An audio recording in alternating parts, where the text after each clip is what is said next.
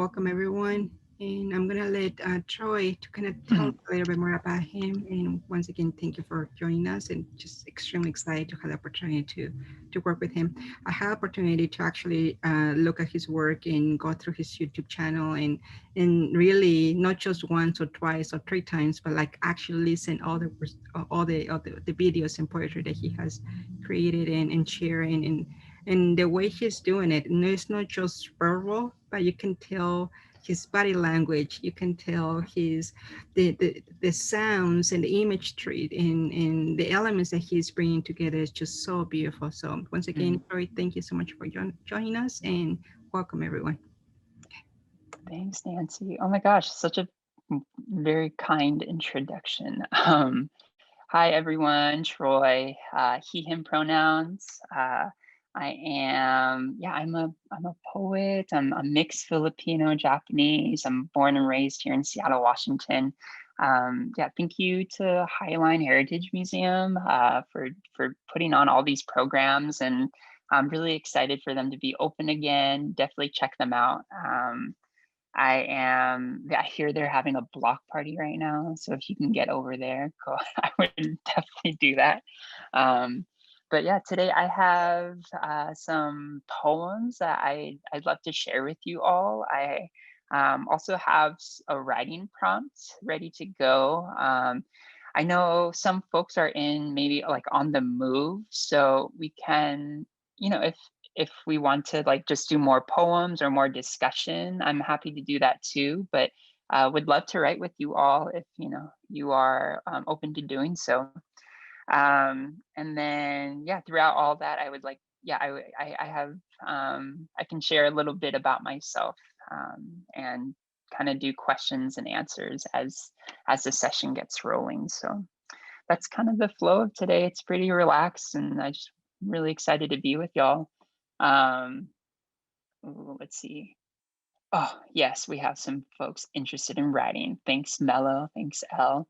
Um, I think to get started, I would love to hear who all is in the room today, if you're willing to share. So I was thinking we could do some really quick intros, and that would be, I'm thinking, so if you're down, could you share your name, and then if you'd like to share your pronouns, so he, him, she, her, they, them, or however you'd like me to identify you. Please feel free to let me know. And then I'd love to hear what your relationship to poetry is really quickly. Like, do you write poems? Do you not? And then the last question is, what's one smell that reminds you of your childhood? So I'll start and then model. So Troy, he, him. My relationship to poetry is I really love it. I'd like to write one page a day if I can. Sometimes I don't do it, but I try to read and write poetry as much as I can. One smell that reminds me of childhood. Um, I think one of the big things that comes to mind is either the 24 or the 60, I forget, like 64, 68 Crayola box. So like those big boxes of crayons. I remember you know, like opening them and having that really distinct crayon smell. So I always think of childhood when I think of that. And then I will go ahead and pass. And let's see, Linda, would you be willing to share? And all good if not. And if not, Linda, then oh wait, Linda, hello. See, I don't know exactly what I'm doing, so I just noticed that mute sign. Yeah, but I'm not on camera because I didn't get that put together. No problem. And I guess the smell I think of it is one of the great ones is what you just talked about, crayons, Nice. and all the colors. They aren't smelling, but all the colors that you saw. Yeah. And I had an aunt and uncle that lived on a farm in Montana, and I visited them, and I always remember the smell of the field and the crops and stuff. And very distinct memory. Yeah. And I Yeah. must have been 9 or 10 when I would spend time with them. Yeah. I love that. A good smelling field. Yeah.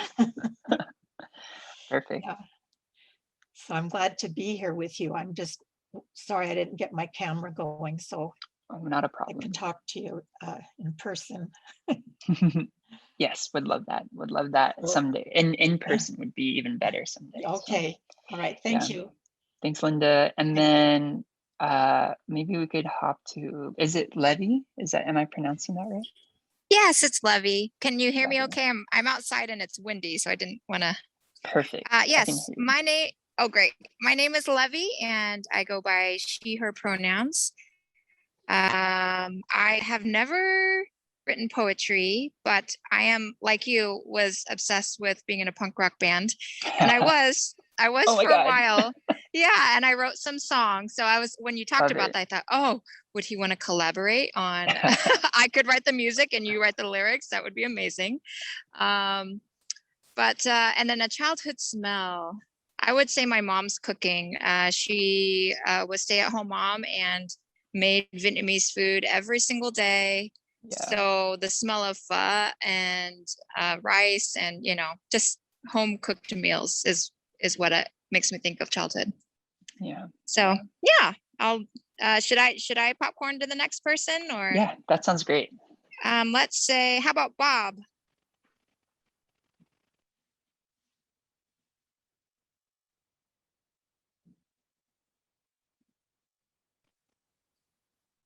If not, we could try Elle. Hi, my name is Elle. I use they, them pronouns. My relationship to poetry. I love to read poetry. I have usually used poetry as a form of journaling. I'm not very good at just like straightforward writing, or I don't know how I would say it, like non-metaphorical way of writing.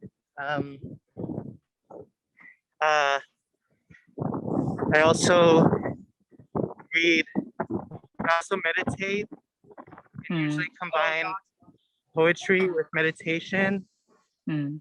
And yeah, especially recently during the pandemic, have found a lot of from reading poetry and from trying to develop my own practice. One smell among many that came up to my mind was the smell of efficacent oil, which if folks don't know, it's a green oil that usually comes in a little bottle this big, and has menthol in it. It's used for like dealing with headaches or body aches. Yeah. So I remember my mom putting it on my head or my stomach, and even I would rub my mom's feet with it when she's in pain. Yeah. Yeah. And then Carmelo, do you wanna? Sure. If you'd like to. I also have my roommate Carmelo here. Hello. We just got home. Okay. My name is Carmelo, and I use they, he pronouns. My relationship to poetry, I had an explosion of poetry like 2 years ago with with an ex-partner of mine, and they went to school for poetry. So I just kind of had an explosion, but I haven't written in like almost 2 years because as I started organizing, I kind of my mindset of like content in like any art form that I partake in it used to be very abstract. And so since organizing stuff, I've struggled to feel confident enough to put things into words that have like, concrete and like actual meaning, I guess. Because Sure. before, my poetry was kind of like sound based and just a puzzle of words. So yeah, that's just kind of where I'm at with poetry now. But the smell that reminds me of my childhood one of them is tan bark from the playground. Yes, 100%. Especially when they like just replace it. Yeah. Yeah. I don't know who hasn't gone. Let's see. Linda? I think Linda went. Yeah, okay. I think we're good. Unless Nancy, do you want to share really quickly? Yes, I do. Thank you. That was great. Yes, my connection to poetry is I'm not good at writing it, but I love reading it. I love feeling it. I feel like there's this Yeah. empathy that I really embrace. It's like trying to place myself in somebody else's shoes, either with joy or pain or love or despair. I mean, it's to me poetry is a loud cry of something that is trapped inside of you. And so I'm fascinated by how people express themselves in either through emotions or through memories. And so that's the connection with poetry. A memory from my childhood or smell probably would be cinnamon sticks. There is a very common thing. I'm from Mexico City, and so one typical drink that we have is in wintertime, we don't have heaters. And so when it gets really, really cold, we use these drinks. And obviously, as a kid, you cannot drink coffee or you don't like tea. But in this case, what they do is that they boil the cinnamon sticks and they put sugar on it. And that has a very distinct sweet smell. And then that smell stays throughout the whole house. Wow. So I use that in the winter time at home when I feel I want to be connected to home or when I want the house to smell great in the winter and I don't want to use candles. Yeah. But it always takes me back to my childhood. I think I'm addressing all the questions. Yeah. Yeah. That was it. Thank That's you. beautiful. I feel like that's a cinnamon stick poem. I could see a whole poem written about that. But awesome, everyone. Thank you so much for sharing those introductions. It sounds like we have folks like on a spectrum of relationships to poetry. So hopefully we can, do a little bit together and get to read and write some. So the I guess the outline for the next few minutes is I'll just share some poems and feel free to use the chat box if you have questions or comments. And then we can do some writing. So I think to get started, I'll share maybe like 2 or 3 poems depending on timing. And a lot of these are, I think it just overall inspired by I think my heritage and inspired by my people and I think people all over the world who are fighting towards uh, just a better world. So I think a little bit about my migration, my family's migration is my grandpa on the Filipino side came over around 1945, and then my Japanese side came like in the late 1800s. And this starting poem I'd like to share with you all touches on themes of migration. So um, I think for context, in the Philippines right now, there are about 2.2 million overseas Filipinos working across the world. So on one hand, it's really beautiful that Filipinos are everywhere. But then on the other hand, it's also pretty sad that that folks have to, leave the homeland and leave their families in order to find work and to send money back home. I think the Philippine economy, a large portion of it is because of the money that's sent back home, billions and billions and billions of dollars. And so this poem is in honor of all the folks who have had to leave the Philippines. I think someday I would love to see them all returned. And so it starts out with a nod to another Filipino organizer activist who passed away last year. And he unfortunately passed while he was exiled from the Philippines because of his organizing work. He was taking a stance against the problems of the Philippines, and the government didn't like it, and so he had to flee. But yeah, his name's Fidel, so I refer to him as Ka Fidel in the poem.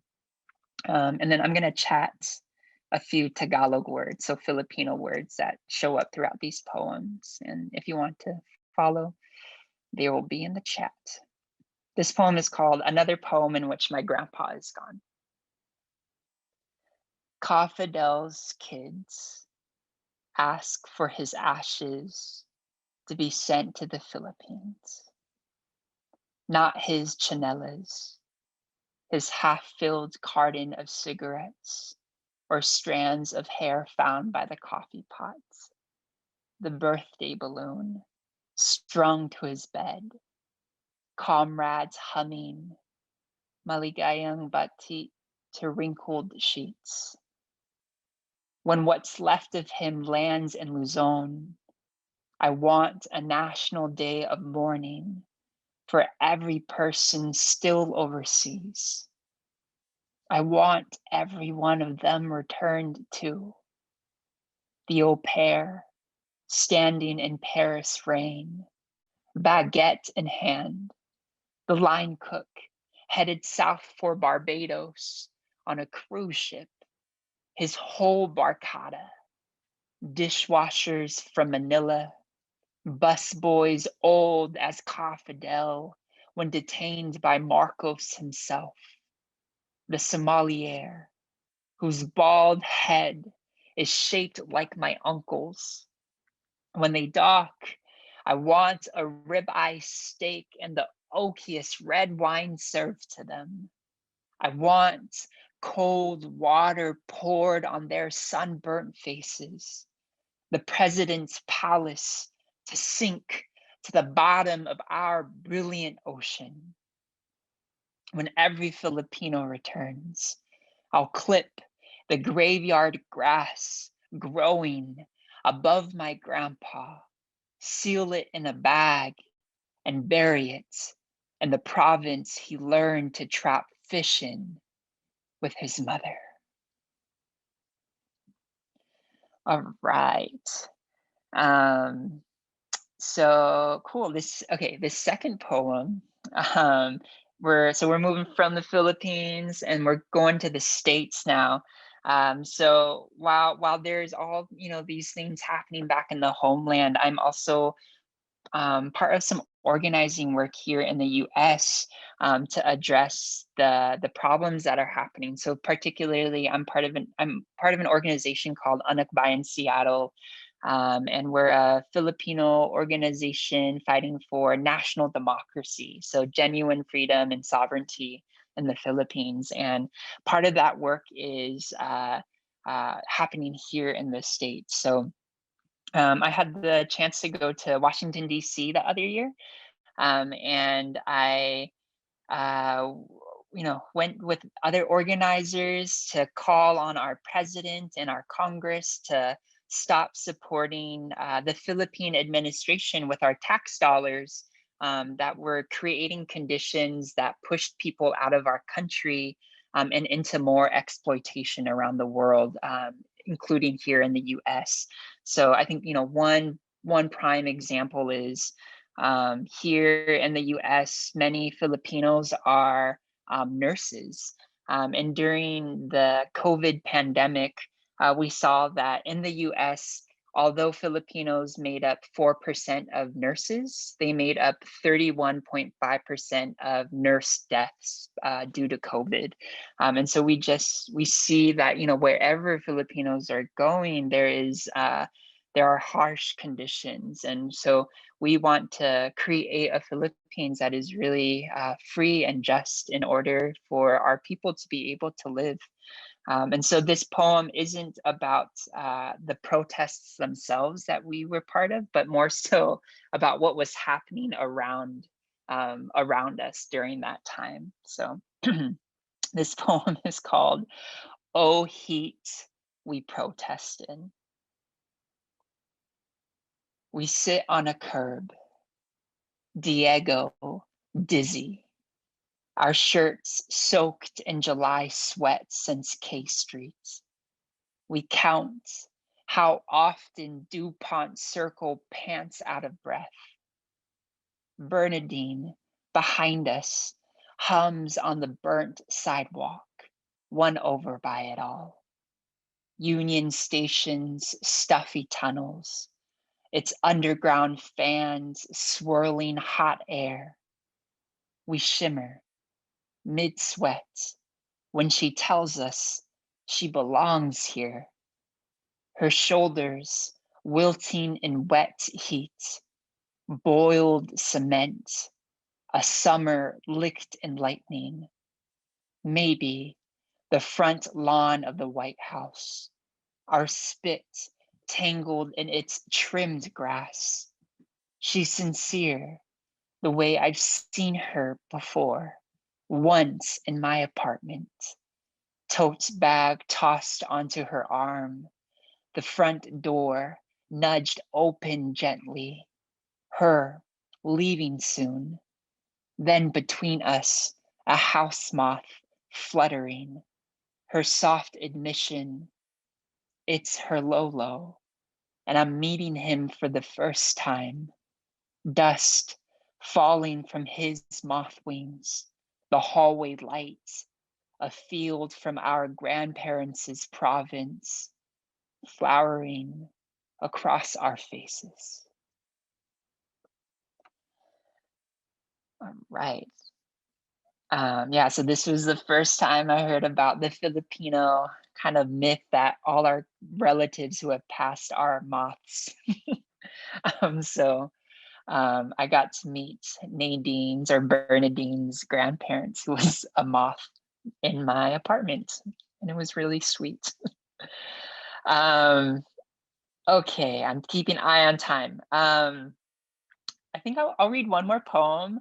And if we have time later on, I'm happy to read more. Maybe we'll just feel it out.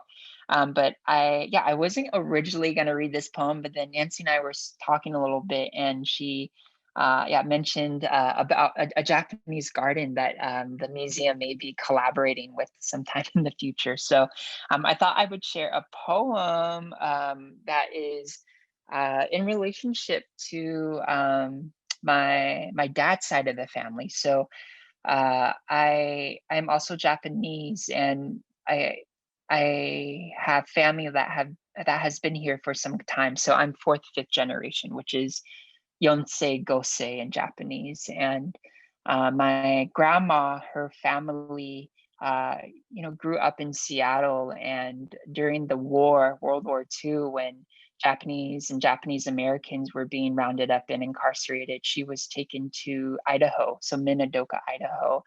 And then her dad, because he was the Buddhist minister at the time at the Seattle Buddhist Temple off Rainier and Jackson, he was, instead of going with the rest of the family, he was split up and taken to different prison camps with prisoners of war around the country. So he went to Montana, Louisiana, New Mexico, and ended up in Texas. And then 3 years later, reunited with my grandma and the rest of her family. And so even after the war, my grandma and my grandpa experienced different forms of, discrimination and struggle because of their Japanese ancestry. And what I always looked up to them about, or why, one of the reasons I always looked up to them was because they always, they really didn't give up. They kept pushing. They kept the family going. And I always really, really admired them and was inspired by that. And so I wrote a poem I think just in reflection on that, and it's about their pear tree that they have in their backyard. So it's called My Grandparents Plant a Pear Tree in the Backyard of Their Home in Northeast Portland. When my grandpa asks, say, how many jars do you think we have left? My grandma replies, gosh, at least 6 or 7. They offer me a pint of slices they canned months before. Tell me how canned pears last years beyond expected. I trust that what they know about preservation is airtight. When the season is kind, they gather a bundle of barrel-shaped fruits, bury a handful of wedges beneath 2 splashes of water, then sprinkle in sugar before sealing them snug. I'm not surprised my grandparents know preservation like a past life, like they've practiced for centuries now. For as long as I've known them, they've kept this family alive, once before tending to a backyard full of fruits. My grandpa was a school teacher. In his first interview, he was told the school board chairman doesn't like Japs. And rather than let the corners of his body bruise like a rotting peel, he replied, is that right, you say? He doesn't like Japs. Well then, I'll take the job. Before that, my grandma was snatched from her family's grove, boxed away in a warehouse made of barbed wire. She found sugar in whatever wicked shelf America shoved her in. And still, when the war ended, it didn't disappear.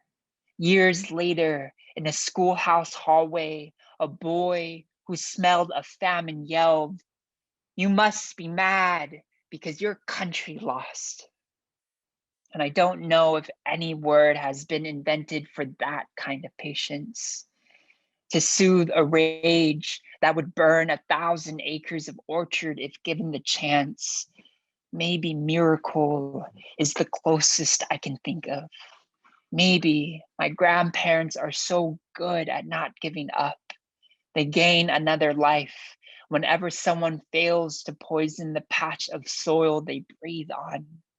Maybe in a past life, they were blooming pears that outlived the coldest winter. All right, cool. Thanks for listening, everyone. Beautiful. So, I mean, before we get jumping into anything, are there any questions folks have for like about the poems or about anything they want to know about me, or just comments, thoughts? Happy to share. Otherwise, we are good to go into some writing. Cool. Cool. Well, if anything does come up, feel free to chat box it. Okay, let's do this. So I'm hoping that we could, as we do this, we could also share a little bit. So yeah, if you're able to, yeah, I'll be maybe making some calls, and then just let me know if you can respond or not. And if not a problem. So the first thing we're gonna do is we are going to I'm gonna share my screen, and we're gonna do this. Let's see. Okay, we're gonna use this very, this very, I think, hopefully simple prompt. And if it's not simple, that's totally fine too. But we're gonna go with my heritage, right? We're at the Highline Heritage Museum. Check them out. Check out their programming. All the events are happening this summer. And so I would love if everyone would write some lists with me. So I always think about how poetry doesn't need to be too complicated. And one of the ways to not make it too complicated is just to think about it as writing some lists. So if we can, could we start the first list with writing a list of, we're going to call them vivid colors. So what I mean by vivid colors is, instead of saying brown, maybe we'll say coconut husk brown. Instead of saying white, maybe we'll say pale moon white. Like, what's a very specific color white? Or maybe for Nancy, right? Like cinnamon stick brown, right? When we think of our heritage, what colors come to mind? And then if we can make them descriptive, that is even better. So I'm gonna give people like a pretty short amount of time just because of how much time we have left. So could we all take out a pen and paper or a computer and then write a list of colors for the next minute and a half? And then we'll come back together. So we'll start in 3, 2, and 1.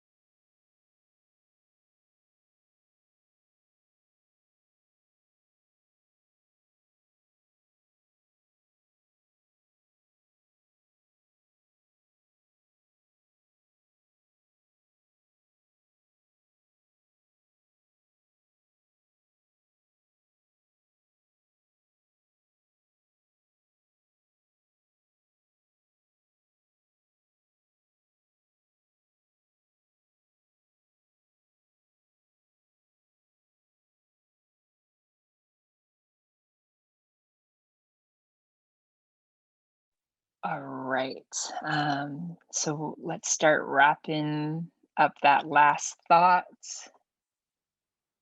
last color, and then we're gonna move on. Also, bye Levy, thank you for showing out today. Let's move on to a second list of specific locations. So this one will be, when you think of your heritage or where you're from, what locations come to mind? And rather than just saying like Manila or the Philippines, maybe I'll say like a crowded street market in Manila, or a fish warehouse in along a Japanese bay. So something a little bit more specific. Maybe it's like a specific street. Maybe it's like inside your left pocket. Maybe it's somewhere in the corner of your room, just a specific location. And we'll do another minute and a half.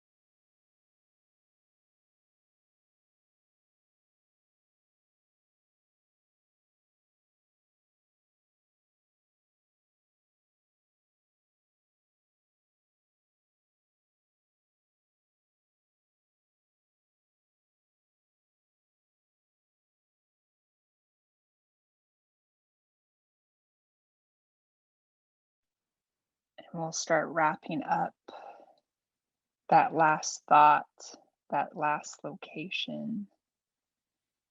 As long as you have one or two, you're in good shape. And then we'll move on to a third list. And this one will be a list of life-defining moments. So when you're thinking of your heritage, what moments in your life come to mind that really stand out to you? So maybe, like for me, it's when I learned the meaning of my Japanese name was to, or is to advance.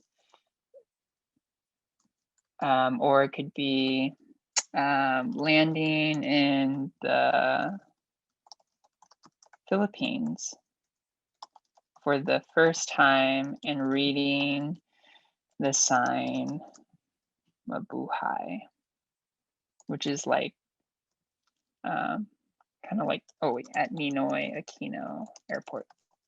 Mabuhay. Mabuhay is often said to like long live something, like live life. Mabuhay. So what are life-defining moments that you can think of in relationship to your heritage? And I'll give everyone another minute and a half or so.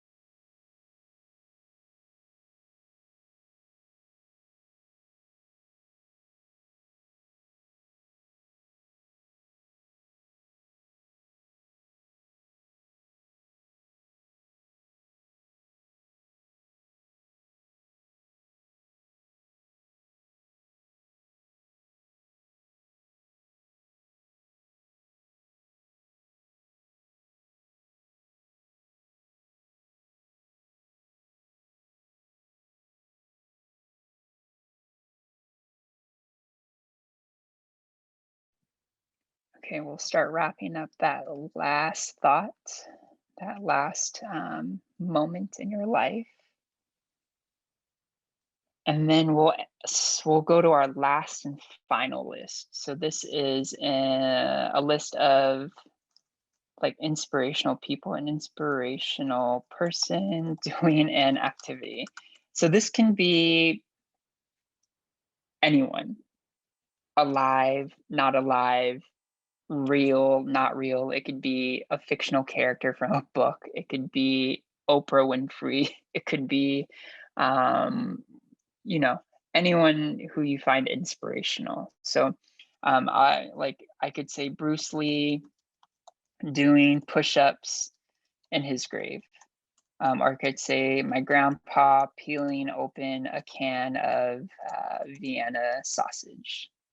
So just a person that's inspiring and them doing an activity. And you can continue to use, you know, who do you think of when you think of your heritage, and then just have them do an activity. And then this one will be another minute and a half.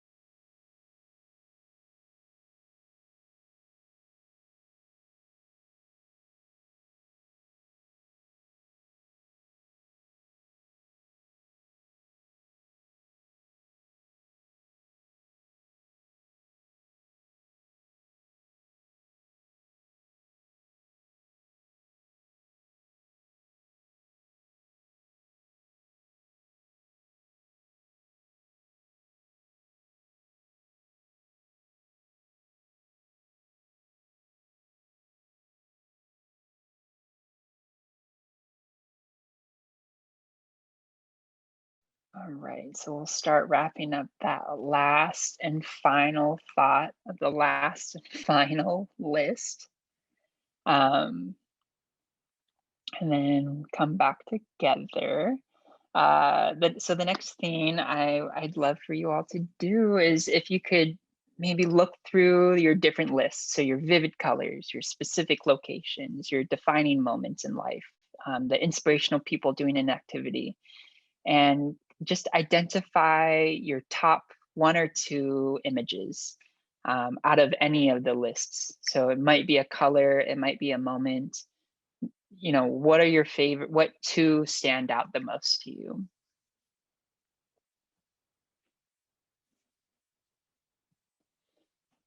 And if it's okay, I would love to hear them. So I would be really excited to go around and just share them, and then I will, type them up so everyone else can see it as well. If you'd like to pass, no problem. But would really love to hear. So I'm wondering, could we start with Linda? Would you be willing to share 1 or 2 of your images? No, I'm not participating in that way. I am thinking. Okay. I'm not Yeah. adding to the list, and I'm learning a lot from the examples you gave. Okay. Yeah, that's not a problem. Thank you. Thank you. We can, let's see. Bob, are you there? All good. If not, we can hop over to Alan Mello. Would you be down to share any? Yeah, let's see. Okay, this is hard, but I'll pick because they're all so good. You could do more. I think we have room to do a few if you'd like. Oh no, I'm kidding, but they are really good. Sunset Scarlet Bandage, and my Lola as a child running from Japanese soldiers during World War II. Wow. Yeah, thank you. Yeah, how about Elle? I don't know if I was getting too far along here. For vivid colors, I said forest green. Well, I like put together a thing. So I was like a forest green Nice. poured on like my young hands, whose color is as deep as blood. Yeah, or the color is deep as blood, like a blood deep forest green. Whoa. And then the other image is, let's see, at the far end of the driveway to my family's small yellow suburban home. Small yellow suburban. Yeah. Nice. Yeah, thank you. These are really vivid. Nancy, would you be willing to share? Yes, I'm not good at writing like that, but oh my gosh. on that. My color is I wrote so many things here. Hold on one second, let me find it again. Yeah. No, not a problem. Fiery red heart beating. Fiery red heart beating. Yes. And then the moment of my heritage, I guess I say telling I am Mexican for the very first time. What was that first part? Saying for the first time I'm Mexican. When I'm in Mexico, I don't have to say that. It's arriving as an immigrant that I never thought about saying that. Like I am. Yeah. Oh my gosh. Yeah, that is a defining moment in life, I imagine. Oh my gosh, these are so good. Are there any others that anyone wants to add? I'll share. Like to me, I shared in the past that I'm 80% deaf, and so I wasn't able to speak Mhm. for a long time. For the first 8 years of my life, I was just completely deaf. And so when Yeah. I came to the States, I felt the same way. Unable to Mm, speak, unable to hear, unable to feel the same yeah. darkness, or unable to relate to people because of it. So, yeah. Yeah. Yeah. Yeah. Was there a particular line that you wrote about that? Yeah, unable to speak again, just like that. Wasn't able to speak again.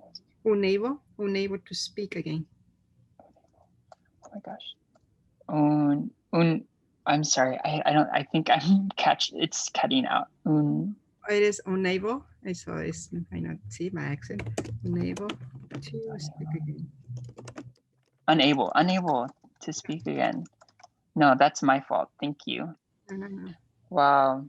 Unable to speak again. Yeah. Nancy, you say you don't write. You're a writer. Oh my gosh. This is perfect. Yeah. Any other ones? Cool. Um, yeah, I can. I have one I can Yeah, add. yeah. Go. My Lolo butchering pigs.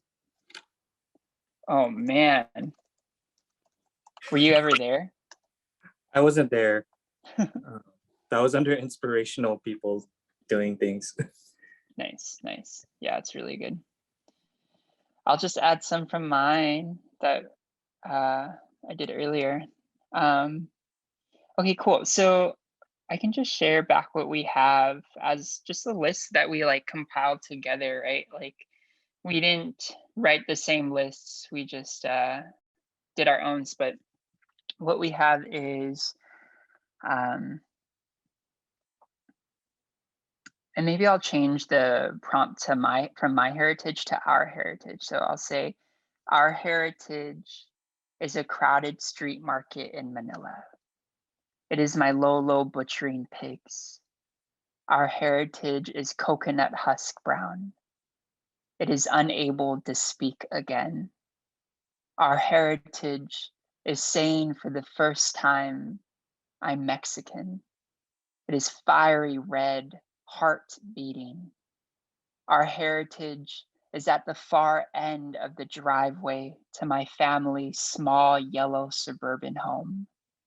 It is forest green, poured onto my young hands, whose color is as deep as blood.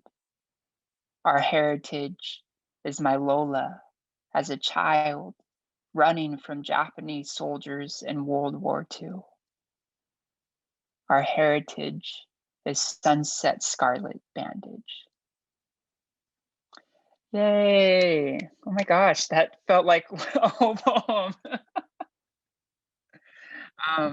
Okay, wow, y'all be writing. So yeah, I really love this exercise because it really shows that I